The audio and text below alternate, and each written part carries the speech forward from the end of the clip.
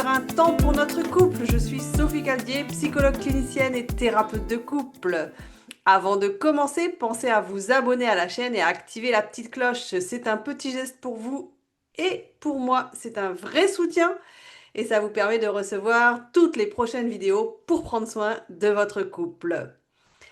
Alors, je vous rappelle le concept des vidéos, c'est de pouvoir écouter la vidéo, l'interrompre quand vous voulez et pouvoir en discuter tous les deux. C'est vraiment important pour moi de vous dire que le principal, c'est la discussion. C'est un support pour vous, pour pouvoir communiquer ensemble. Aujourd'hui, donc, on va explorer un concept très important pour comprendre pourquoi certaines discussions de couple tournent mal. C'est le triangle dramatique de Karpman. Ce modèle montre comment, sans le vouloir, deux partenaires peuvent tomber dans des rôles automatiques qui bloquent la communication et alimentent les rancunes. Vous allez sûrement reconnaître certaines scènes de votre vie de couple et c'est normal, ça nous arrive à tous. Alors, les trois rôles du triangle.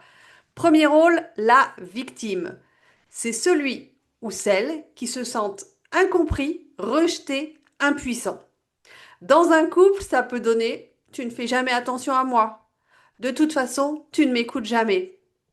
Le piège, c'est que la victime cherche moins une solution qu'un sauveur et finit par rester bloquée dans la plainte. Elle n'exprime pas un vrai besoin, elle attend qu'un sauveur arrive. Alors, un exemple concret, tu n'as même pas vu que j'ai vidé le lave-vaisselle. Ce n'est pas une demande, c'est une attente frustrée.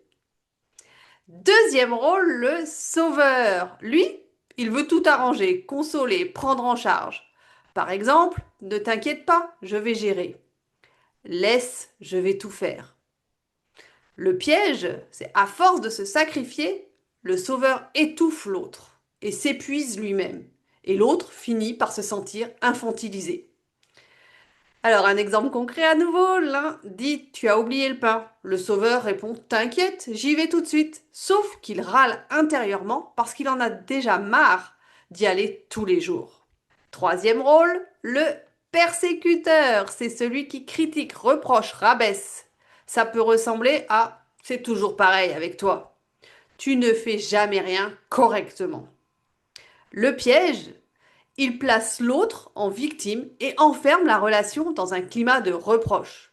Exemple concret, la fameuse poubelle. Donc si vous êtes persécuteur, tu ne la descends jamais, c'est toujours moi. L'autre bascule en victime, tu vois bien que je n'ai jamais de reconnaissance. Et voilà, la soirée est gâchée pour une poubelle. Alors, je vous donne un exemple concret dans la vie de couple. Imaginons une scène très courante. Bernard va dire tu es encore en retard, rôle de persécuteur. Virginie répond tu me reproches toujours tout, je n'y arriverai jamais avec toi, rôle de victime.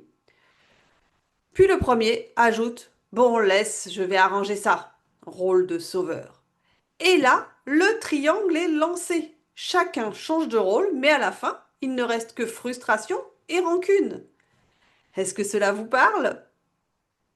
Alors pourquoi c'est destructeur? Parce qu'à l'intérieur de ce triangle, on ne parle plus vraiment de soi. On ne dit plus je me sens, j'ai besoin. On accuse, on se défend, on répare à moitié, mais on ne communique plus. Résultat, personne ne se sent entendu et le problème reste entier. Alors comment en sortir? Faut transformer le triangle. Bonne nouvelle, il est possible d'en sortir. La victime, au lieu de se plaindre, peut formuler un besoin clair. Exemple, j'ai besoin d'aide pour mieux m'organiser ce soir. Le sauveur propose un soutien, sans se sacrifier. Exemple, je peux t'écouter si tu veux en parler, mais je ne vais pas prendre la décision à ta place. Le persécuteur exprime ce qui ne va pas sans juger. Exemple, quand tu rentres en retard sans prévenir, je me sens stressé. Alors voici les questions à vous poser en couple. Prenez un moment avec votre partenaire et demandez-vous dans quel rôle je tombe le plus souvent? La victime, le sauveur ou le persécuteur? Qu'est-ce que j'essaie vraiment de dire derrière ce rôle? Et qu'est-ce qui m'aiderait à exprimer mon besoin plus clairement? Les astuces pratiques à tester dès maintenant dans votre couple. Donc, essayez cette semaine de remplacer le reproche par l'expression d'un besoin, de remplacer le sacrifice par une aide claire mais limitée, et de remplacer la plainte par une demande précise. Par exemple, au lieu de dire « tu ne ranges jamais tes affaires », testez le « quand tu laisses tes vêtements partout, je me sens envahi ». Est-ce que tu pourrais les mettre directement au panier, s'il te plaît? Mon chéri, on peut rajouter. Vous verrez, la discussion change de ton et la tension redescend. Alors, en résumé, le triangle dramatique, c'est un piège relationnel où chacun endosse un rôle qui nourrit la frustration. C'est une danse toxique. Mais en prendre conscience, c'est déjà en sortir. La clé, c'est de reprendre sa responsabilité, de dire ses besoins clairement et d'éviter d'entrer dans le rôle que l'autre vous propose.